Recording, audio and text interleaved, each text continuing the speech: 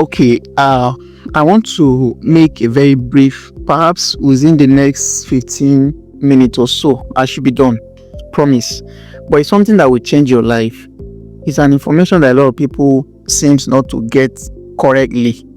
When we talk about value, that thing called value, people seems to have a different perception about it, or I would say maybe from their perspective, they are not really getting the full meaning of the word value. And I want to relate this in two scenarios.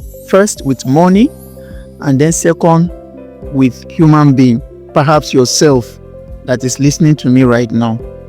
Okay? So first thing first, what is value? In a very short definition, I will say value is impact. Value is benefit. Value is help. Value is you solve a problem, right? You provide comfort. You've made something easier for people. Okay? All these are definition of what? Value. At least you've changed something from maybe from 0 to a higher number. An impact. Something has moved. A progress. Okay? Outcome. Results that are beneficial to humans, to humanity. So that is value. This is my own definition, by the way. I didn't look at it anywhere, but I'm just thinking that this is what value means to me, right? Whatever you think value means to you, perhaps is okay. But what I am saying, and the reason why I'm making this presentation quite alright, is without value, actually nothing is worthwhile. Nothing is actually worth value until it has value. Meaning to say that everything is valueless until a value is attached to it. Okay, I said I'm going to use money and human being as a case study. Now, when we look at money, paper money, I used to, there are several types of money. Perhaps that's not a topic I want to talk about now. But relationship is money, okay? Credibility, building a reputation that is good is money. Character is money. Honesty is money. The reason being that most of these things I've mentioned, if you package it, competency is money, according to Dr. Cosmos Maduka. If you package all of these things and you put it into value, into serving others, into bringing about product and services, to relieving others from stress or whatever it is, it's going to produce the paper money. Now, cash is what I am talking about. When I say value in terms of money, I'm talking about cash. A lot of us run around thinking about making cash. Want to make the fiat money, the paper money, want to make a lot of cash. So we often think that it is like the cash is there for us to go and get, not necessarily thinking about a prior value that we need to provide for people to pay us the cash for. We overrate the cash, forgetting the value we need to first create, that the money will come, that the cash will come and sit on. You see, this is the problem, and that's why a lot of people cannot be successful. This is not a swear, but they cannot be successful. Even in the olden days where they do trade by barter, you see, then they don't have money. They don't have paper cash. Each time you hear me say money, please stop. I'm talking about paper cash. And seriously, that stuff is overrated. A lot of people are just confused, struggling, and obviously you will struggle if that's what you are after, without value. Now, when they do that exchange of goods for goods, it was actually exchange of value for value. You have rice, you need beans. Give me some quantity of rice. I'll give you back some quantity of beans. That's value for value. Now imagine these days that a lot of people want to make money, but if you look at them from head to toe, they don't have anything of value to exchange. And when people say there is no job now, I often think that if you tell me you don't have a job, what you are telling me is that you don't have value. If you tell me you don't have paper cash, what you are telling me is that you don't have value to offer. I'm sorry to say a word is harsh, but it's more or less like saying You are not useful. I don't want to say useless. It means you are not useful. Do you understand it now? So when we talk about this value thing, it is when the value can sit comfortably that it attracts money. There was one of my posts, one of my tweets that I said, poor people try to make money. Middle class people, more or less like I would say rich people, that has gathered a lot of paper cash. They try to create it. They try to what? They try to earn it. That's what I wrote. They try to earn it. And then the wealthy, the true wealthy people actually create wealth. And how do they create it? By creating value. If you link it to this now, until you have a value system that people benefit from, that they can afford to give you the paper cash. So without it, if you have the paper cash, what it means is that you have stolen it. You have stolen it. And even if mistakenly somebody give it to you, it's as fast as gone. It's not going to stay with you because you are not a person of value. And I will tell you this, that money recognizes those who are valuable. And that's why the valuable people are the people that create wealth. And through creating value, they attract it. They don't go for it. They don't go for it. They don't chase it. It is actually cash that chases them. You will notice that, for example, if you tend to start becoming valuable in your life, people begin to look for you. People begin to want to pay you for what you do. People are happy to stay around you. The reason being that I'm not saying the way we do it in our part of the world, Africa or Nigeria to be precise, like we just celebrate empty people who just stole money from some government places or things like that. No. If you see true value people, and that's why our society is actually degenerating. Because a lot of people now don't have value, but they want to harness a lot of cash, which is a cheat. And you find out that the nature is not balanced. And that's why we have a lot of chaos in this part of the world. But let me not go into that place. You that is listening to me now, they ask you today, what is the value you are providing? What the value in you? What value have you built in you that is worth somebody's paper cash? That is what somebody benefiting from? That you can probably package into product or services that other people are happy to have it. And this is the only way you can now conveniently say that you are creating wealth. It doesn't matter. You can start by what? Making money, like I've said. And then you proceed to earning it. And then you proceed to what? Creating it.